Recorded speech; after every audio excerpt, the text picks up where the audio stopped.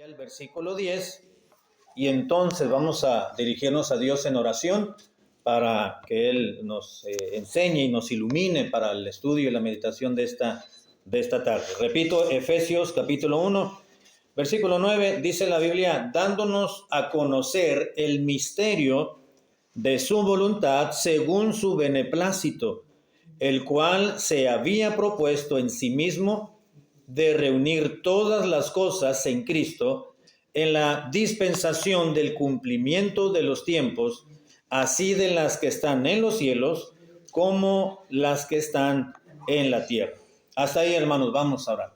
Padre amado, te damos las gracias en esta tarde. Gracias por estar con nosotros en nuestras ocupaciones, nuestros trabajos, nuestros quehaceres, y hemos podido tomar el tiempo necesario para trasladarnos y vernos en el templo en esta tarde. Gracias por el lugar, por el espacio que se ha dedicado para la exposición, para la adoración a nuestro Dios, y podemos estarlo esta media semana.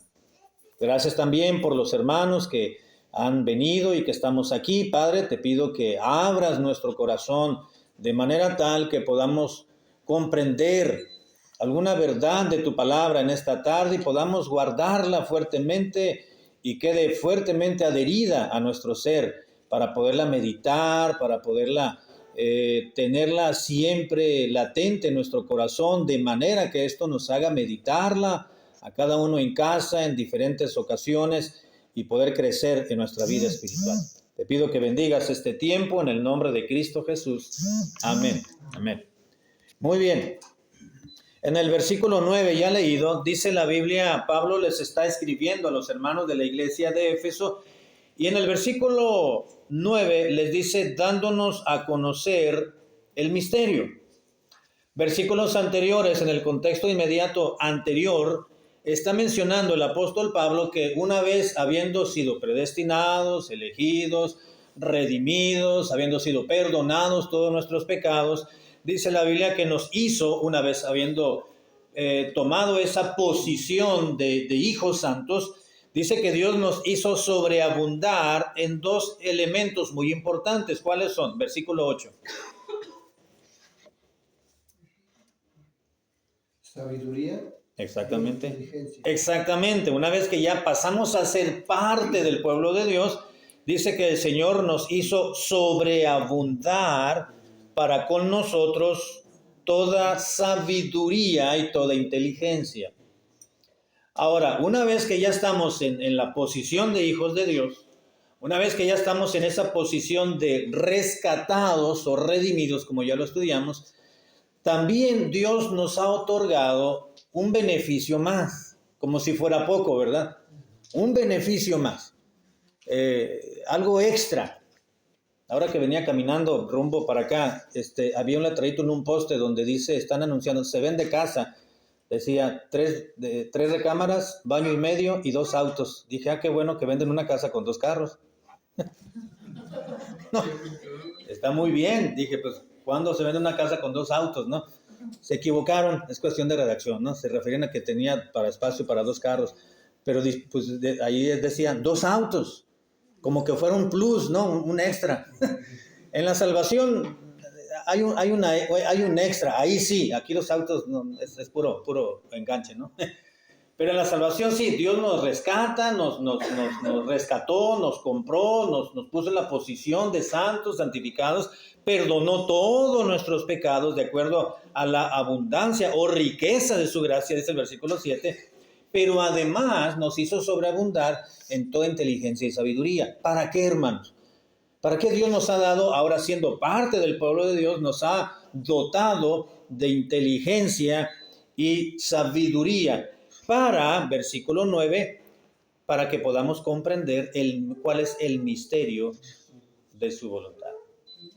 El versículo 9 comienza diciendo, dándonos a conocer a nosotros el misterio de la voluntad de Dios. Ahora, el término misterio, esto es interesante, hermanos, porque el apóstol Pablo utilizó el término misterio en todo lo largo de la epístola a los Efesios, en los 6 capítulos, lo utilizó en 7 ocasiones. En el capítulo 1, versículo 9, por ejemplo, que ya lo leímos, En el capítulo 3, versículo 4 y versículo 5 vuelve a mencionar misterio. En el versículo 9 del capítulo 3, de ahí se brinca al capítulo 5, versículo 32, vuelve a mencionar el término misterio. Y por último, en el capítulo 6, verso 19. El asunto, hermanos, es que aquí en el versículo 9 dice que Dios nos ha dado a conocer el misterio. Dice el versículo misterio de su voluntad, pero no le dice a los hermanos enseguida a qué misterio se refiere. Dios nos dio a conocer el misterio, dice, y continúa hablando. La pregunta es, ¿qué es ese misterio? Si ya nos lo dio a conocer, entonces ya no debe ser un misterio, porque un misterio es algo no conocido. Pero no dice, no explica, dándonos a conocer el versículo 9, el misterio de su voluntad, según su beneplácito, dice, el cual se había propuesto Dios en sí mismo de reunir todas las cosas en Cristo y en la dispensación del cumplimiento de los tiempos, así de las cosas que están en los cielos como las que están en la tierra, darlo a conocer. Pero dice, ya se dio a conocer. Ahora, ¿qué es ese misterio, hermano? El término o la palabra misterio que se tradujo hacia el castellano viene del griego que utilizó Pablo para escribir esta carta, que es el término mysterion en su idioma original. Mysterion. Mysterion significa literalmente un secreto. El término mysterion viene del término muo, y muo significa cerrar la boca. Entonces, la idea del término mysterion, que significa secreto y se tradujo al castellano como misterio, la idea es de un silencio de Dios a los antiguos. En el Antiguo Testamento, Dios no habló de ningún misterio. Al contrario, dijo, las cosas reveladas son para nosotros. Deuteronomio 29, ¿se acuerdan? Las cosas reveladas son para nosotros y para nuestros hijos. Las cosas secretas pertenecen a Jehová, pero las reveladas son para nosotros y para nuestros hijos, dice la palabra de Dios. Fue todo. Ahora, por otro lado, los profetas del Antiguo Testamento, dice en la Biblia que profetizaron, hablaron de ciertos eventos del porvenir. Un profeta no siempre hablaba de algo que iba a suceder, del porvenir, del futuro. Se les conocía como videntes también, ¿no? En el Antiguo Testamento era un vidente, no era uno que miraba el futuro, era uno que describía una porción que vendría en el futuro, pero no era que lo miraba en una bolita mágica, era un mensaje de Dios, que era diferente, que es diferente.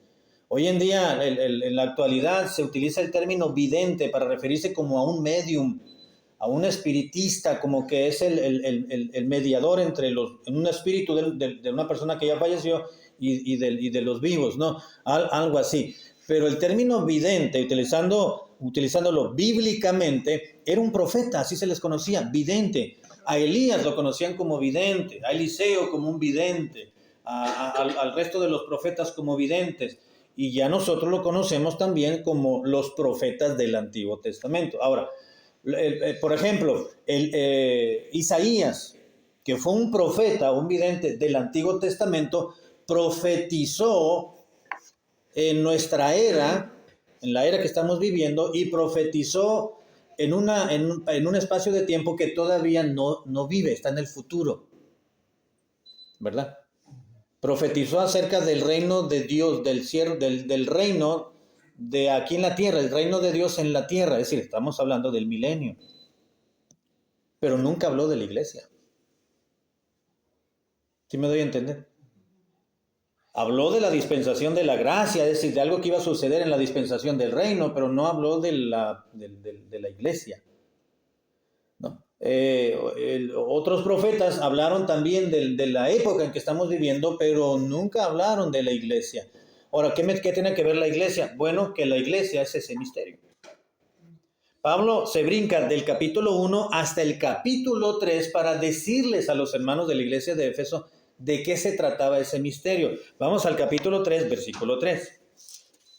Pablo dijo que por revelación me fue declarado el misterio. Pablo tampoco sabía de qué se trataba ese misterio hasta que Dios se lo reveló.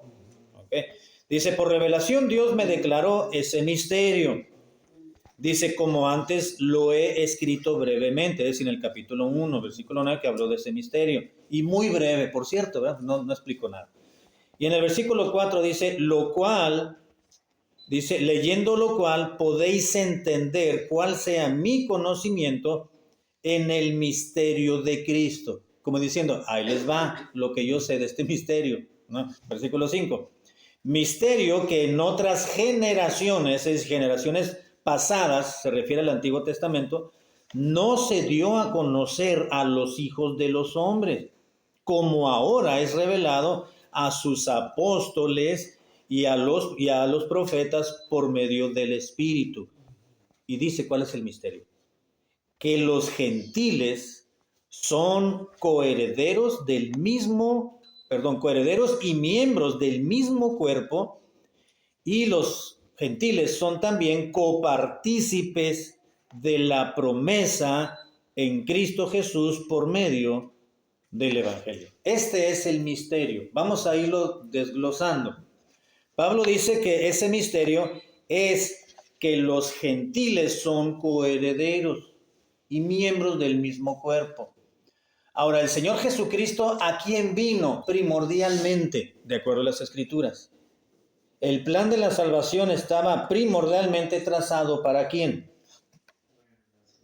Para los judíos, exactamente. Para el pueblo escogido de Dios en el Antiguo Testamento. Aunque Dios ya sabía que iba a incluir, la salvación siempre ha sido inclusiva. En el Antiguo Testamento, por ejemplo, no solamente creyeron en Dios el pueblo de él, judíos o hebreos, como se les conocía antiguamente, sino que hubo otros pueblos que también se arrepintieron y creyeron. Por ejemplo, ¿a quién le fue a predicar Jonás cuando Dios le dijo a Jonás que fuera a Nínive? Ya les dije, ¿no? Quería ver si estaban atentos. Cuando fue a Nínive, ¿Nínive qué eran? ¿Judíos o gentiles? Gentiles. Sí entendemos el término gentil, ¿verdad? Gentil es todo aquel pueblo o nación o nacionalidad que no es judía. ¿Okay? ¿Nosotros somos judíos o gentiles? Somos gentiles, por supuesto, porque no nacimos en Israel, ¿verdad? ¿Los canadienses son gentiles? Sí, todas las naciones. Ahora, dice el apóstol Pablo que los gentiles somos coherederos, es decir, tenemos la misma participación que alguien más, porque dice coherederos. Y luego vuelve a mencionar coherederos y copartícipes y miembros del mismo cuerpo. Como el Señor Jesucristo vino a los suyos, dice Juan capítulo 1, versículo 11, Jesucristo vino a los suyos, al pueblo de Dios, pero los suyos no le recibieron, es decir, el pueblo judío no le reconoció como el Mesías prometido y descrito en el Antiguo Testamento. Entonces, como ellos no le recibieron como tal, dice el versículo 12, entonces más a todos los que le recibieron, a los que crean en su nombre, les da potestad de ser llamados hijos de Dios, como se le llamaba al pueblo de Israel. Entonces, los gentiles que crean, igual que un judío que cree en Jesucristo, el Mesías, está incluido en ese mismo cuerpo. ¿Cuál cuerpo? El cuerpo de Cristo. Pablo dice que los gentiles, es decir, cualquier nación, cualquier persona de cualquier nacionalidad que crea en Cristo como su Dios, como los judíos pueden haber creído también, son coherederos y miembros del mismo cuerpo. ¿De cuál cuerpo? El cuerpo de Cristo, la iglesia. ¿Cuál es el cuerpo de Cristo? La iglesia. Lo menciona Pablo más en el capítulo 5, ¿verdad? La iglesia en sentido institucional, no en sentido local, en sentido institucional. La iglesia en sentido general, no en sentido universal, sino en sentido general. El cuerpo de Cristo y la cabeza del cuerpo de la iglesia es el Señor Jesucristo. Entonces, los gentiles hemos sido incluidos en ese cuerpo y ese cuerpo se llama iglesia, de manera que los gentiles somos coherederos de las mismas bendiciones que Dios le prometió a los descendientes de Abraham. También nosotros por la fe somos coherederos de esas mismas promesas. Continúa diciendo, somos miembros del mismo cuerpo, el cuerpo de Cristo, y somos también copartícipes, es decir, participantes, igual que los judíos, de la promesa en Cristo Jesús por medio del Evangelio. Cualquier persona que escucha el mensaje del Evangelio de Cristo puede ser parte de ese mismo cuerpo. Los gentiles deben de creer en el Evangelio de Cristo para que puedan ser salvos y miembros de ese cuerpo. Los judíos, no por ser judíos, ya son salvos.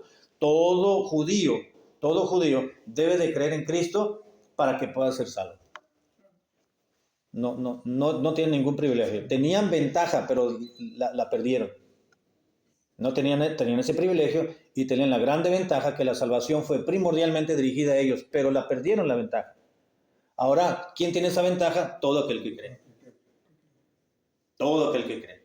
Pablo dijo, como decía, que él dice, no me avergüenzo del Evangelio porque es poder de Dios para salvación al judío, primeramente, y después al griego. Y el griego está representando ahí pues a los bárbaros, a los escitas, es decir, a todos los gentiles. Es un término representativo de gentil, la gentilidad. Entonces, Pablo reconoció, Dios me llamó a mí para predicarles el Evangelio a los gentiles, pero no voy a descartar a los míos, dijo Pablo. Voy a ir primero a los judíos, porque Dios escogió primeramente a los judíos. Voy a tomar la misma mentalidad de Dios, voy a predicarle a los judíos y enseguida voy a predicarle a los gentiles. Y muestra de ello, hermanos, es que en el libro de los Hechos, cuando Pablo desarrolló sus 3 viajes misioneros, los programó y vivió en ellos, ¿a dónde llegaba a predicar? A cualquier lugar que llegaba. ¿Qué hacía? ¿Qué hacía Pablo? Lo primero que hacía era buscar si en esa ciudad había una sinagoga. Y para que en una ciudad antiguamente hubiera una sinagoga construida, es que por lo menos debió haber habido solamente mínimo 10 judíos. Para que un judío pudiese abrir o establecer una sinagoga en una ciudad fuera de Jerusalén, debía de haber por lo menos 10 judíos. Entonces Pablo lo que hacía, decía, bueno, voy a predicarle aquí a los gentiles, pero primero voy a ver si hay judíos. Entonces, ¿qué hacía? Y preguntaba, ¿hay alguna sinagoga? Oh, sí, aquí tenemos una. Decían, pues decía Pablo, aquí hay judíos. Entonces, por lo menos 10 familias o 10 individuos. Entonces iba a la sinagoga, pedía permiso, les predicaba, que usualmente algunos creían y otros no. Otros no. Entonces se iba y él cumplía y de ahí ya se iba entonces a predicarle a los gentiles. Así que ese misterio o mysterion es un secreto de Dios, un silencio que Dios tuvo a los antiguos de la era del Antiguo Testamento, pero que en el Nuevo Testamento, en nuestra era, fue un secreto, un silencio de Dios que entonces Dios ya lo dio a conocer. Un misterio, entonces, podemos decir que es una verdad eterna o una verdad espiritual que no había sido revelada. Y en el Nuevo Testamento, dice Pablo, Dios nos la dio a conocer a nosotros. ¿A quiénes? A los creyentes. A los creyentes. Primero, dijo Pablo en el capítulo 3, nos lo dio a conocer a los apóstoles y a los profetas por medio del Espíritu Santo, pero realmente ya nos lo dio a conocer a todos los creyentes. Esa es la razón por la cual Pablo, antes del versículo 9, dice que Dios nos dotó de inteligencia y de sabiduría para poder entender este misterio. Y lo entendimos, ¿verdad que sí, hermano? No tiene mayor complicación. ¿Por qué? Porque Dios ya nos dio inteligencia y sabiduría para poderlo comprender. Porque ya hemos sido parte del cuerpo de Cristo, ¿no? Y luego continúa diciendo el mismo versículo 9, dándonos a conocer el misterio de su voluntad. ¿Qué es ese misterio entonces, hermanos? Quiero estar seguro de que entendimos bien. ¿Qué es ese misterio al cual Pablo se refiere en el versículo 1 y en las 6 ocasiones más adelante? ¿A qué se refiere? ¿Qué es ese misterio?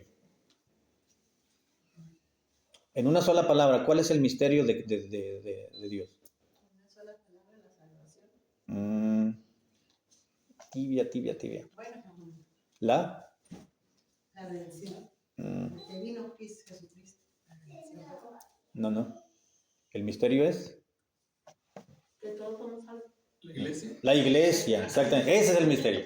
El misterio es la iglesia. ¿Okay? Ese es el misterio.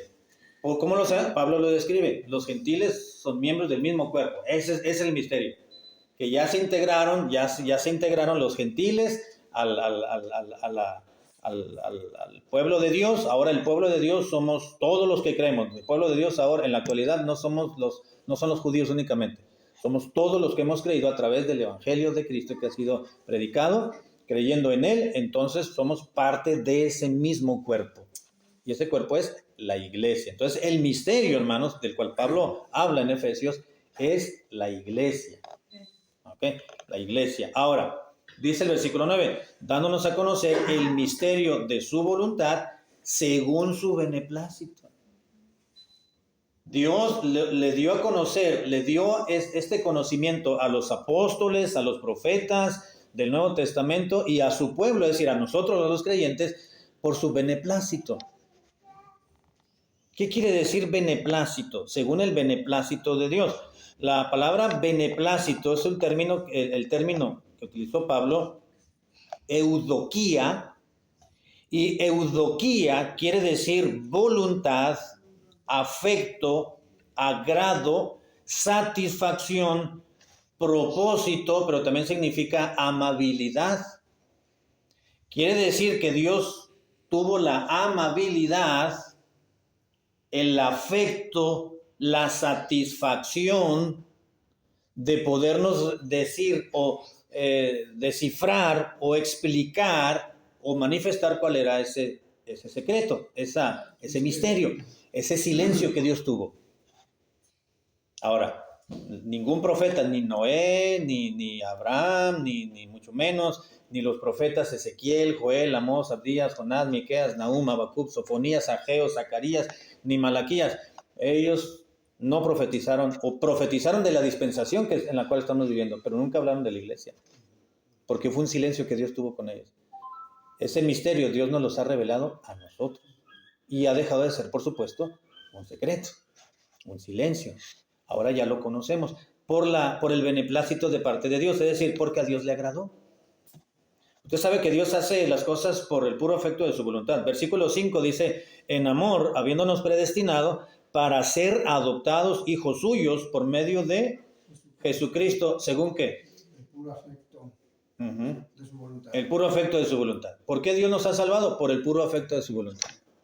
¿Por qué a Dios le agradó enviar a su Hijo Jesucristo y que su Hijo se despojara de toda su gloria allá en el cielo que tenía antes? Porque Cristo siempre ha existido, hermanos.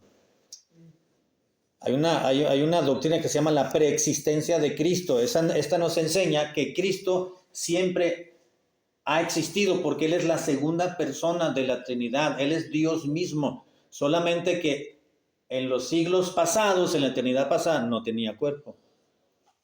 Él tomó un cuerpo cuando nació hace aproximadamente poco más de 2000 años. Y ese cuerpo humano como el suyo y el mío, y una vez que fue sepultado y resucitó con un cuerpo transformado y glorificado y está en la presencia de Dios nuevamente, de Dios el Padre, pero Él siempre ha existido. Él ha sido preexistente. ¿Se acuerdan cuando estaba Natanael, un discípulo del Señor, sentado debajo de una higuera, me parece, y lo llamó? Le dijo, antes que Abraham fuese, yo soy, dijo. Le estaba diciendo, no que antes de que Abraham viviera y existiera, desde antes de la vida de él y del inicio, desde antes de todas las cosas, yo ya existía, le dijo el Señor. Así que es por el puro afecto de su voluntad. Hermanos, ¿por qué Dios nos ha bendecido tanto a la fecha? Es por el beneplácito de Dios, es decir, por el puro afecto de su voluntad. Porque a Dios así le ha placido. Porque es una amabilidad de parte de Dios. Dios es amable, hermano. Porque a Dios le ha agradado, sencillamente, le ha satisfecho a Dios. Bendecirnos, ayudarnos, proveernos, mantenernos, sostenernos, consolarnos, cuidarnos, darnos lo que menos pensamos tener y Dios nos lo da, nos lo provee por el puro afecto de su voluntad, por el beneplácito de Dios. ¿Sí han escuchado ese término, no? Con todo beneplácito recibimos la presencia de fulano de tal. Es decir, con toda satisfacción estamos hablando. Y Dios se satisface cuando hace algo por nosotros. Voy a entrar a la parte final. Dice el mismo versículo 9, dándonos a conocer el misterio de su voluntad, según su beneplácito, el cual se había propuesto en sí mismo de reunir todas las cosas en Cristo en la dispensación del cumplimiento de los tiempos. ¿Qué está diciendo Pablo? Bueno, hubo una dispensación de los tiempos en el cual Dios se propuso manifestar su voluntad por su beneplácito. ¿De qué se trataba ese misterio? Ahora, dice en el cumplimiento, estamos en el versículo 9, ¿no?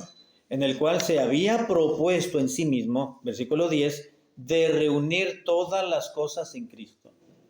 La palabra reunir se tradujo reunir, pero realmente en otras versiones, en otra versión de la Reina Valera y en otra versión de la antigua versión, hay otra palabra que es como resumir o compendiar. Como que Pablo estaba diciendo que Dios estaba esperando el tiempo preciso, la dispensación de los tiempos para reunir en Cristo lo suficiente y lo necesario para hacérnoslo saber de qué se trataba ese misterio. Ahora, ese misterio, hermano, ustedes y yo somos parte de ese misterio ya ahora. Que si somos parte de la iglesia, es una bendición de Dios que seamos parte de la iglesia de Cristo. De manera tal que Dios estaba esperando de reunir todas las cosas, como diciendo, voy a esperar a que se cumpla el plan de la salvación en Cristo Jesús, porque Cristo vino a predicar el inicio de la iglesia. ¿Se acuerdan que Juan el Bautista predica arrepentíos porque el reino de los cielos se ha acercado? Hablando de que ya estaba Cristo aquí y vino a establecer su reino no milenial, por supuesto, ni eterno aquí en la tierra, pero él vino a predicar el reino de Dios. Estableció el reino de Dios. Él murió, fue sepultado, resucitó, ascendió al cielo y luego envió al Espíritu de Dios a morar en todos los creyentes y entonces se estableció la iglesia de Cristo. Entonces, como que Dios estaba esperando de reunir en Cristo todo el cumplimiento cuando venir a nacer en este mundo a través de una virgen llamada María, desposada con un muchacho llamado José, todo el proceso de la concepción, todo el proceso hasta el nacimiento, las 40 semanas nació el Señor Jesucristo y vivió 33 años y medio y luego se fue cumpliendo todo ese proceso, humanamente hablando, para que fuese sepultado y fuese resucitado al tercer día y ascendiera a los cielos. Entonces, como que Pablo dijo, Dios estaba compendiando todo, esperando ese momento preciso de reunir todas las cosas en Cristo en la dispensación del cumplimiento de los tiempos. La palabra dispensación se tradujo del término oikonomía. La palabra oikonomía significa administración, se traduce como dispensación o administración, pero el término oikonomía en la Biblia está hablando de la administración de una casa. La idea es cómo un gerente o un administrador puede propiamente administrar una casa. De manera tal que Dios estaba administrando la dispensación, estaba reuniendo en Cristo, resumiendo en Cristo, compendiando en Cristo, y Dios estaba administrando, viendo los tiempos para ver cuándo iba a cumplir en el tiempo preciso la manifestación de ese misterio, la iglesia. Y justo cuando Dios dijo, aquí la iglesia se inició. Y la iglesia de Cristo, hermanos, nadie la ha podido derrotar. Pedro le dijo, Señor, llegó y le hizo una pregunta. Entonces el Señor le dijo, yo te digo que tú eres Pedro, y sobre esta roca edificaré mi iglesia, y las puertas del Hades no prevalecerán contra ella. Voy a instituir, voy a crear, voy a fundar mi iglesia, no sobre ti, sino la roca que soy yo, dijo Cristo, y no va a haber nada, ni las mismas fuerzas del infierno va a poder en contra de la iglesia que voy a fundar. Y hasta la fecha, hermanos, la iglesia cristiana ha permanecido, con sus variantes, con sus diferentes apellidos, con luchas y con pruebas, pero la iglesia de Cristo ha permanecido hasta la fecha. Pequeños remanentes en un momento dado. Cuando uno estudia la historia de la iglesia cristiana, llega un momento en el cual se llega a confundir prácticamente con la iglesia católica. Porque hubo la iglesia luchó, el catolicismo luchó, el clero luchó en contra de la iglesia cristiana, y la iglesia cristiana como que se opacó, pero siempre estuvo vigente. Estuvo debajo de la ciudad, por ejemplo. Estuvo bajo un pequeño remanente, bajo grupitos distintos, ya con el paso de los siglos, en las montañas de Suecia, en Francia, en Australia, en diferentes lugares, con diferentes nombres, pero ha permanecido hasta la fecha. Voy a terminar. Dice, en el cumplimiento de los tiempos, así en las que están en los cielos como en las que están en la tierra. Así que vamos a terminar aquí, hermanos, con esta idea de la dispensación y los tiempos, que Dios tenía su tiempo previsto para entonces declarar o manifestar a qué se refería con ese misterio. El silencio de Dios. Hubo un silencio de 400 años que es entre ambos testamentos. No se está refiriendo a ese silencio, sino al silencio de Dios en el Antiguo Testamento a los profetas de este cuerpo de Cristo. No lo profetizaron, ni siquiera se dieron cuenta. Pero hubo un tiempo que Dios, en la dispensación de los tiempos, dijo Dios, este es el momento justo. Entonces dijo, voy a revelarlo a los apóstoles, a los profetas, a los que predican, para entonces dar a conocer cuál es el misterio. La inclusión de gentiles en el cuerpo de Cristo junto con los judíos que crean. A ambos grupos tienen que creer, por supuesto, ¿verdad? Para que puedan ser salvos. Bueno, vamos a detener aquí, hermanos, el estudio, la meditación, para continuar, si Dios nos lo permite, la siguiente semana con el versículo 11. No estoy seguro si la próxima semana voy a hablar de las dispensaciones. Vamos a darnos cuenta que en el estudio de la Biblia vamos a encontrar 7 dispensaciones, 7 periodos de tiempo en los cuales Dios ha trabajado con la humanidad y estará trabajando. De esas 7, 5 son pasadas. Una es actual y una es futura. Son 7. Y cada una tiene un inicio y tiene un final. Inicia con una responsabilidad que Dios le da al ser humano y termina esa dispensación con el fracaso del ser humano. En base a esa responsabilidad, el ser humano no cumplió la responsabilidad y fracasó. Entonces termina esa dispensación y Dios comienza otra manera de trabajar con el ser humano de diferente manera. De forma que encontramos 7. Si mal no recuerdo, la primera es la dispensación de la inocencia, posteriormente la de la conciencia, y luego la de la promesa, enseguida la de la ley. Estas ya son pasadas, y luego la quinta es la dispensación de la gracia, o la del Espíritu Santo, o la de la iglesia, que es la que estamos viviendo actualmente, y la futura, la séptima, es la dispensación del reino. El reino de Cristo por 1000 años aquí en la tierra. Probablemente tengo el inicio de estos estudios para ver, no sé qué Dios va a indicar, si vamos a continuar con el versículo 11 o vamos a ver las dispensaciones, haciendo un paréntesis como hicimos con lo de la redención, para ver que es muy interesante estudiar las dispensaciones. Muy bien, hermanos, vamos.